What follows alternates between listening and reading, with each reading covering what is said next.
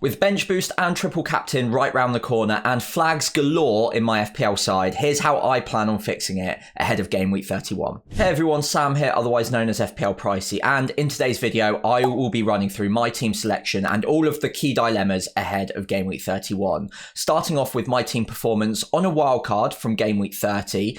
Not exactly what you want to see on a wildcard. I've got plenty of flags already, little bit unfortunate there, and a red arrow. So I don't want to panic, I don't want to get ahead of myself, but of course it's not a good start after having wildcarded in Game Week 30. It was mainly the Crystal Palace boys and actually the Arsenal players as well who really let me down. I really thought that Crystal Palace would batter Southampton. I'm a Southampton fan. We've been awful all season. We're on track for breaking Premier League records for how bad we've been.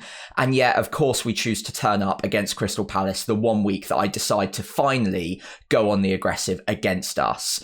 Mateta captain as well. I took a gamble there. I thought that Salah had a reasonable chance of blanking against Everton and I wanted to take that on, especially because I'm chasing rank a little bit. So I thought Mateta, even though he was away at Southampton, Southampton's home data was awful. Crystal Palace hadn't conceded an away goal in a long time and had been scoring goals away from home really consistently. I thought there was a good chance of a haul there, but he got taken off on the 59th minute. He hit the crossbar. He had a great shot saved by Ramsdale, very well by Ramsdale as well. So a little bit unfortunate, but the gamble didn't pay off. So again, that set me back a little bit. I'm very thankful that Salah at least didn't punish me and only got the 3-point return. But my alternative captaincy choice, Marmoush, did go and get 9 points. So maybe there are some points on the table I left out there, but I'm not going to beat myself up about it. At this point in the season, with only 8 or 9 weeks left at that point anyway, there were opportunities to take risks and I needed to in order to try and make up the rank. So I will be taking a few more risks, calculated ones,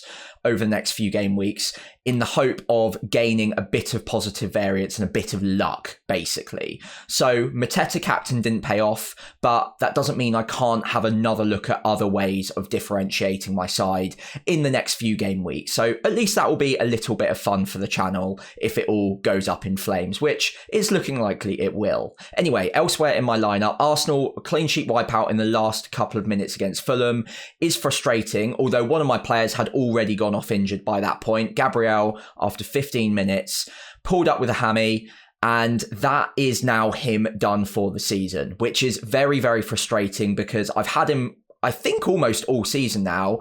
Wildcard kept him and straight away out for the season. So obviously, we're going to have to look at replacing Gabriel. I might be able to handle it without a replacement this week, but given that I'm bench boosting in Game Week 32 and then triple captaining in 33 and will want another doubler or at least another player with a good fixture, I think a transfer is definitely on the horizon and potentially even this week as well. 46 points overall. The highlights, if you'd even call them that, are Man City clean sheet for Gvardiol. Palmer got an assist, so at least he got a return. But again, he looked a frustrated figure. He got a yellow card, so down to 6 points, although he did get a bonus point. Not ideal. Kluivert didn't get any minutes, so Murphy came off my bench, which was kind of the plan if Kluivert wasn't fit. So Murphy getting 5 points isn't terrible. And then Marmoush, 9, ISAK, 8, who also went off with a little bit of a knock. We'll talk about that later as well. And then Milenkovic sat on my bench with 6 points. Could have been a nice way to differentiate by starting him ahead of a Gabriel or a Munoz, but at the end of the day, I was happy enough playing double Arsenal defence at home to Fulham. I'm not going to beat myself up about it. It's not gone great. On a wildcard, I'm down about 30, 40k places, but it's not a nightmare. And I still have an opportunity to gain rank in the next few game weeks. So we move forward. Let me know what you scored in Game Week 30, and especially if you're on a wildcard, how did it go for you? I feel like a lot of wildcard sides didn't actually score very well in Game Week 30, mainly because of Crystal Palace, partly because of Arsenal as well. But let me know how you did, and hopefully you did better than me on 46 points. Right then, so a very quick bit of housekeeping before we progress. We did have a double Game Week announcement yesterday, which locks in the doubles for Game Week 33 and the blanks in Game Week 34. Now, I'm not going to spend a long time on this section. This would normally be big breaking news, might even do a separate video for it. but it's actually fallen exactly the way that all of us already had predicted. So we've talked about this before on my channel. Just a quick reminder, the double game weekers in game week 33 are Palace, Arsenal, Aston Villa and Man City, and the Nottingham Forest Brentford game, as predicted, doesn't move from game week 34. It just goes to the midweek in 34. So that one stays there, not a double for Forest or Brentford. And of course, in game week 33, Palace have Bournemouth, Arsenal, which is an average double game week. You've got Arsenal against Ipswich away from home, Crystal Palace at home. That's a nice looking one.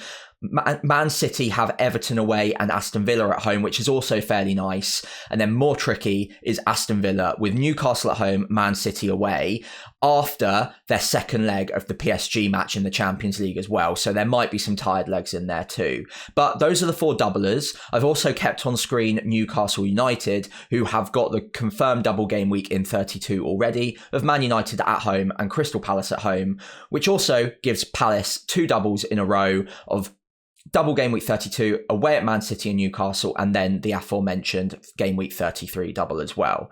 Those 4 teams, Crystal Palace, Arsenal, Aston Villa and Man City, will all blank in game week 34 as well. So if you want to free hit in game week 34, those are the teams to avoid, and that is why I plan my wildcard around those teams, so I can double up on them, triple up on them even, have them for the doubles, and then free hit them out in game week 34. But no surprises here whatsoever, and luckily it's all gone according to plan there.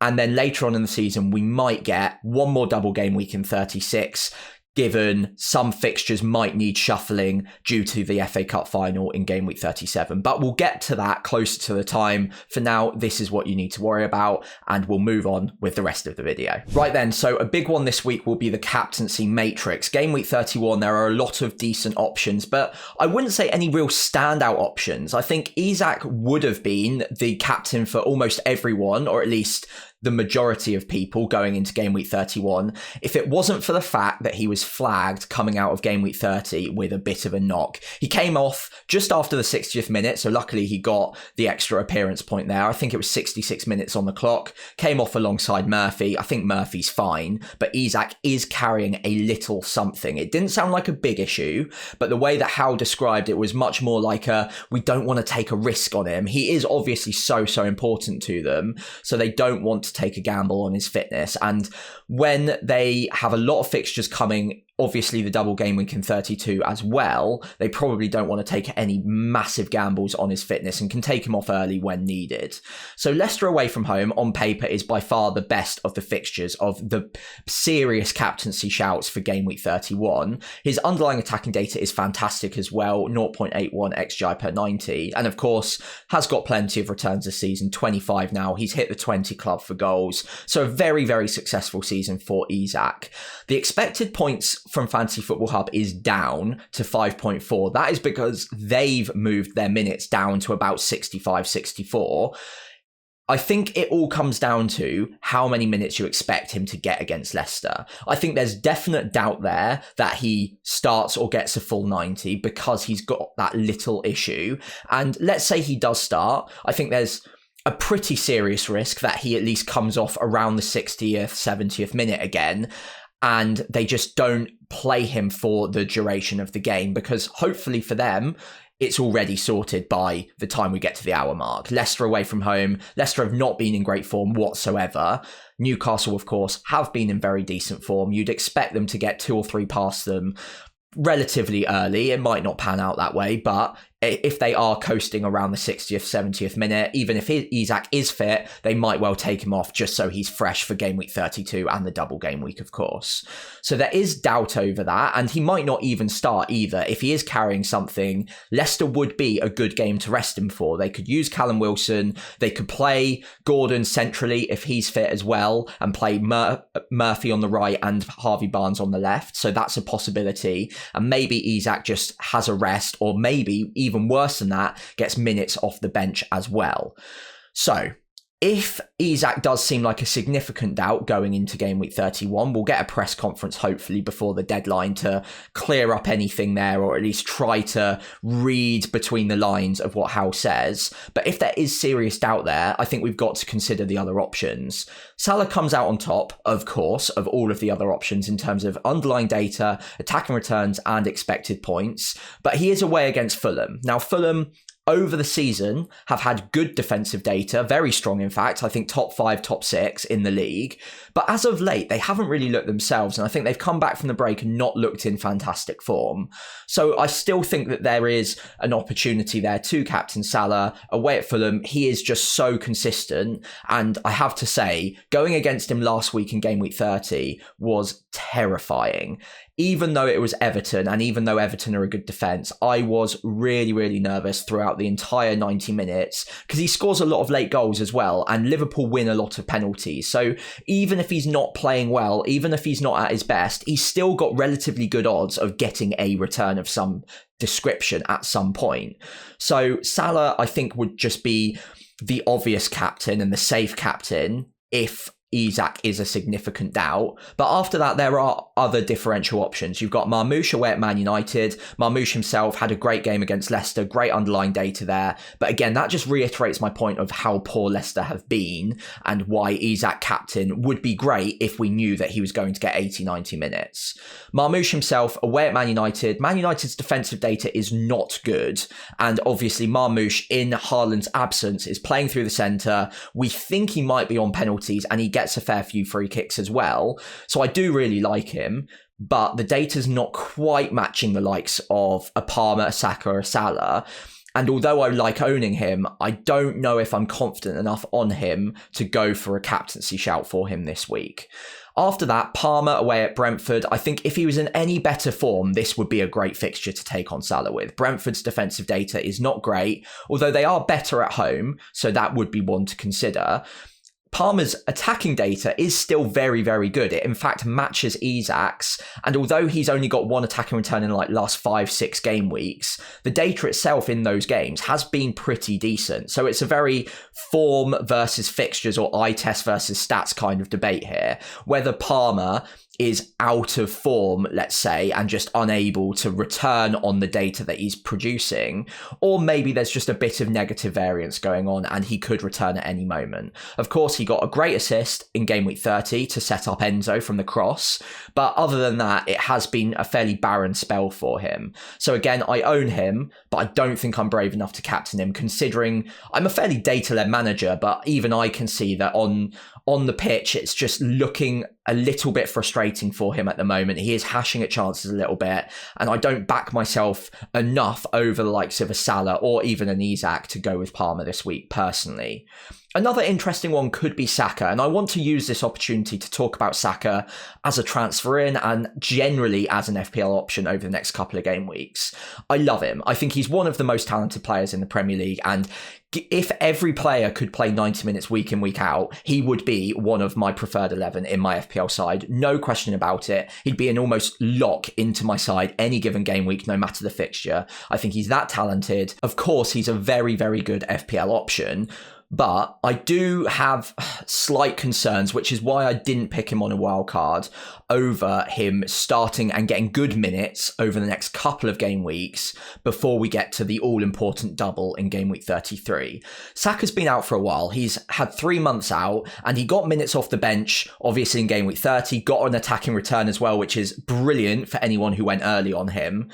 But I do still just have this worry if I'm transferring him in this week, or if I'm looking at captaining him, that he doesn't get 90 against Everton, that they probably just build him up a bit slower because they've got the Real Madrid game between game week 31 and 32. That is a huge fixture, a couple of fixtures for them in the Champions League, and they are going to want to rely on him in those fixtures. They can't risk getting him injured or having him tired. He's needed to build up match fitness, so I think he'll get minutes against Everton. Whether or not that's off the bench I think less likely now that he's got 30 in game week 30 itself, or to start and maybe come off around the hour mark. I think that's more likely against Everton, and I think 60 minutes is where I'd probably place him for game week 31. I might be wrong, he might get more, and if they're struggling to break down Everton, he might stay on the pitch for longer, and that might be where you can gain your edge if you own or if you wanted to captain. But as someone who's looking to buy him,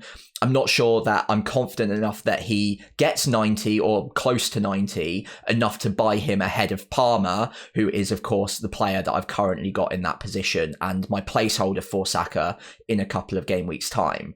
Given that Palmer's got a decent fixture, given that he should get 90 minutes himself, I think Saka can wait a week or two. He's got a good fixture in game week 32, but again, because it's sandwiched by the Real Madrid games, I think I might just leave it to one side for now and then just look to buy him in game week 33 itself, when of course Arsenal have a fantastic double game week and the Real Madrid game will be a thing of the past as well. So I think Saka for me will unfortunately wait. I would love to own him, but I think the fact that there is a minute's doubt going into game week 31 is putting me off enough, and he wouldn't be one of my preferred captaincy choices for that reason either. So for me, it's ISAK if we get any sort of good news, or we read between the lines and it sounds like Howe is going to give him good minutes against Leicester, and then it probably defaults to Salah, unfortunately for me anyway, going into game week 31 if ISAK is a significant enough doubt. Right then, so a first look at my game week 31 team without transfers, without dealing with injuries. So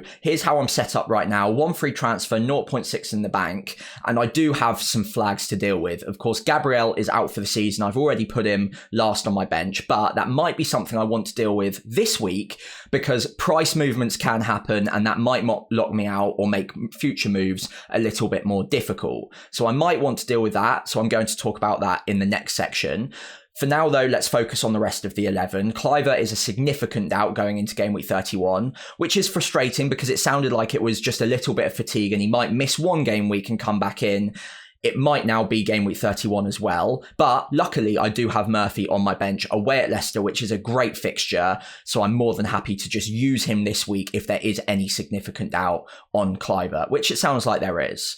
In my defence, I've got Munoz at home to Brighton, Livramento away at Leicester, and Gvardiol away at Man United. Now, I don't think any of them are absolutely locked into my side, but I think the most likely one to start will probably be Livramento at the moment, given Leicester's struggles in front of goal. They've really struggled to break teams down and score any goals recently. So I think that is a defensive fixture that I want to target for Newcastle. So I think Livramento is in my starting 11.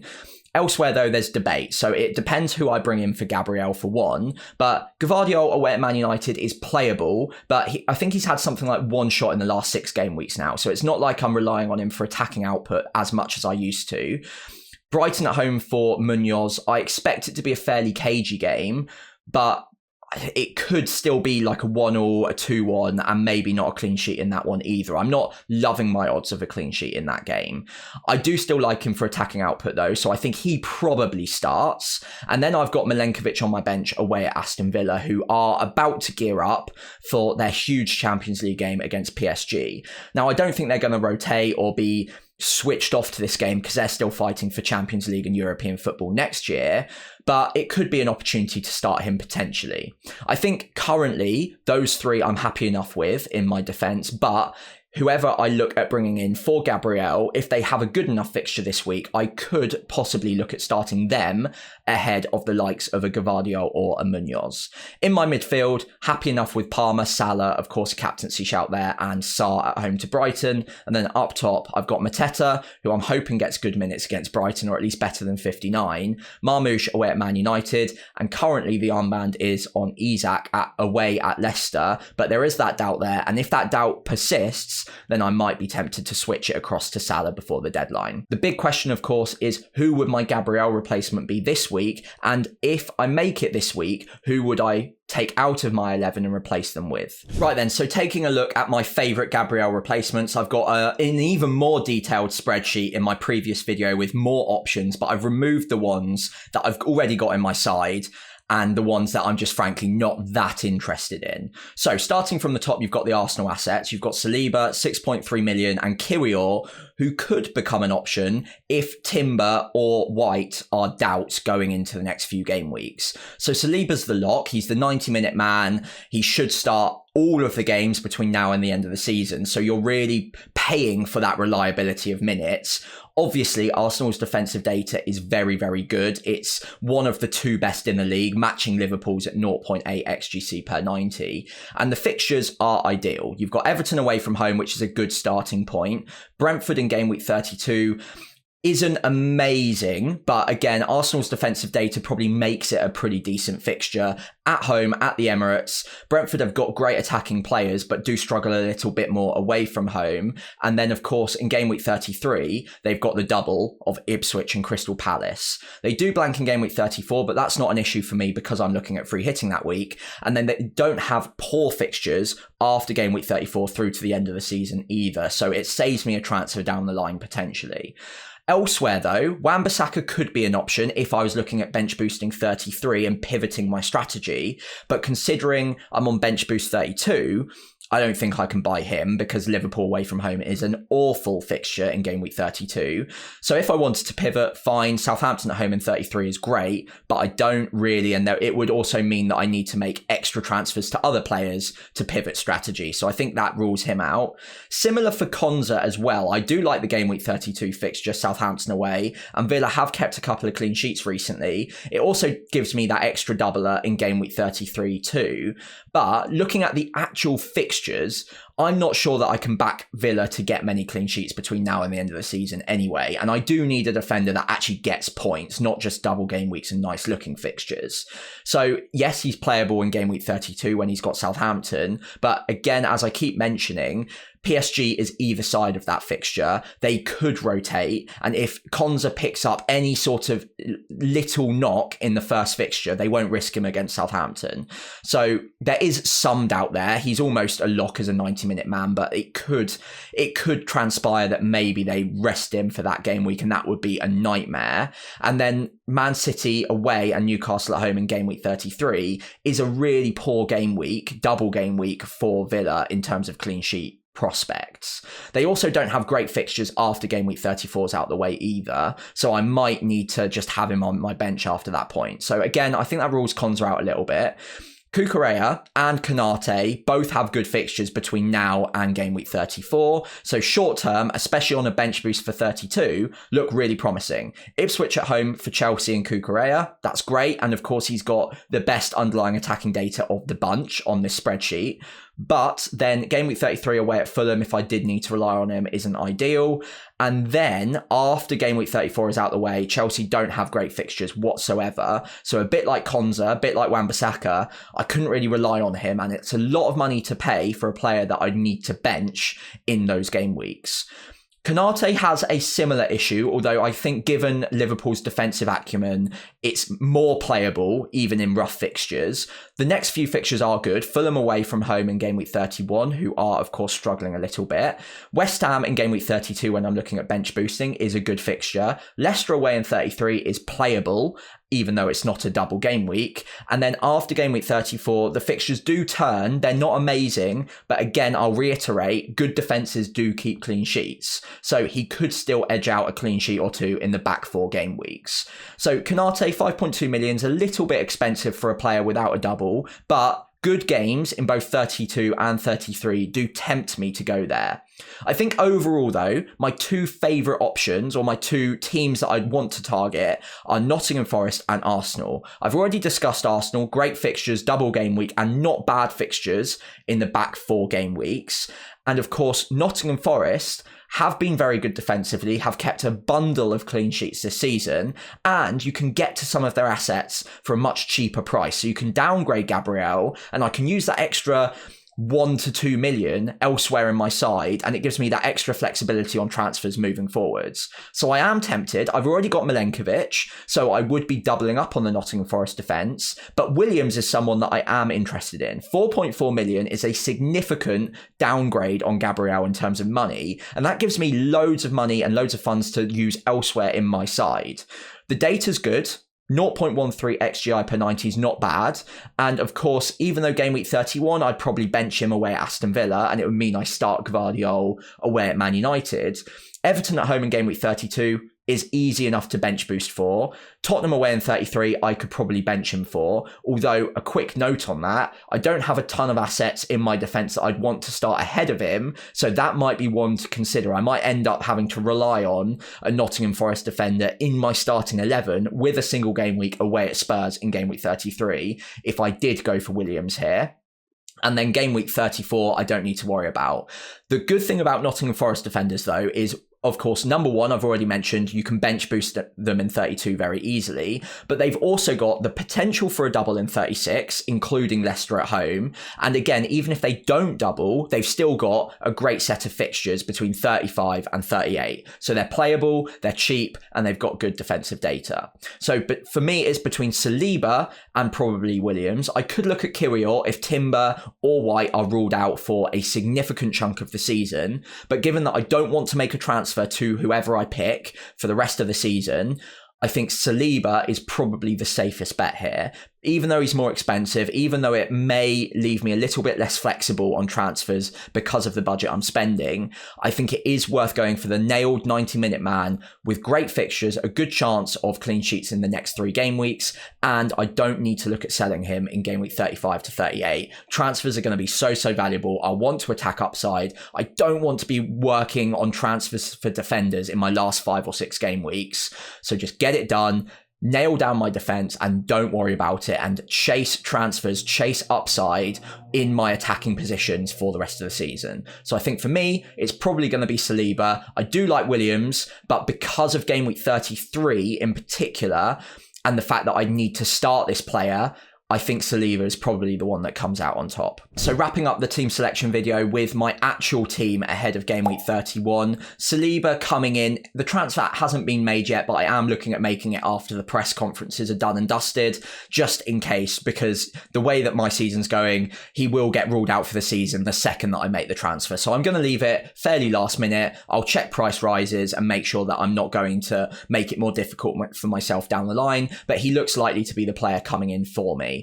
Now, Everton away from home is a playable fixture. Everton haven't been bad recently, but they don't score a ton of goals, and I do back the Arsenal defence, so I would look at probably benching Gvardiol, which is risky considering historically he's got good attacking upside, but he hasn't been doing that recently. He hasn't been getting shots away. I think he got 0.05 XG in the recent game in game week 30. Prior to that, he hadn't had a shot on goal in 6 game weeks, I think. So his attacking acumen has gone down a little bit. Saliba's isn't great, but with Gabriel out from set pieces, and especially with Saka back on set pieces, they should be able to target him in the box, and I think that he might get a little bump because they'll be looking for a target man in those set-piece situations. With Gabriel gone, I think it falls on Saliba a little bit more. So I do like him. I think I want to start him away at Everton, and then he comes in next to Livramento and Munoz. In my midfield, I think Murphy's probably going to come in for Kluivert, considering there is a significant risk to Kluivert, but if he looks likely to start, I might be tempted to take out Sarr and start Kluivert. Kluivert away at West Ham's a good fixture. I would have wanted to start him if he was fully fit. And given he's on penalties as well, and given that hopefully he's had his rest in game week 30, I think it's a good possibility to be starting him in game week 31. So I might be tempted to take out Sarr and have a bit of a punt on Kluivert away at West Ham if we get good news in the press conferences. But if we get no news, then I think he's probably first on my bench. So Murphy comes in away at Leicester. Again, I'm tripling up on Newcastle away at Leicester. I'm really hoping that Leicester continue to look pretty blunt and pretty porous in defence, and that Newcastle can take advantage. And then up front, I've currently still got the armband on ISAK for that exact reason, but there is doubt there, and I'll wait for how in the press conferences. If we don't get any positive news, then I think I'll probably pivot it to Salah, because I think there's just that safety net. The expected points are high on Salah against Fulham, and Fulham haven't looked great recently. So I think the captaincy probably returns to Salah if ISAK is any sort of doubt, which currently it looks likely he will be. If we get the all clear on ISAK and we see him in training and he looks fully fit, then I will keep the captaincy on ISAK. But for now, I think we can probably assume that Howe won't give a positive update, and therefore ISAK will probably become my vice captain, Salah will become my captain. I'll still start ISAK in the hope that he gets minutes, but I think if his expected minutes go down a little bit with any sort of fitness doubt, then I think it probably swings me towards Salah captaincy. Hopefully that makes sense, and hopefully my team is fairly well set up going into Game Week 31 with that one transfer made. Do let me know what your conundrums are going into the deadline, and I'll try and answer all of you before we get locked in Game Week 31. Good luck to all of you, and if you've enjoyed today's video, I'd really appreciate it if you could leave a like and subscribe to the channel. In the meantime though, good luck, and I'll see you next week as we start preparing for Game Week 32.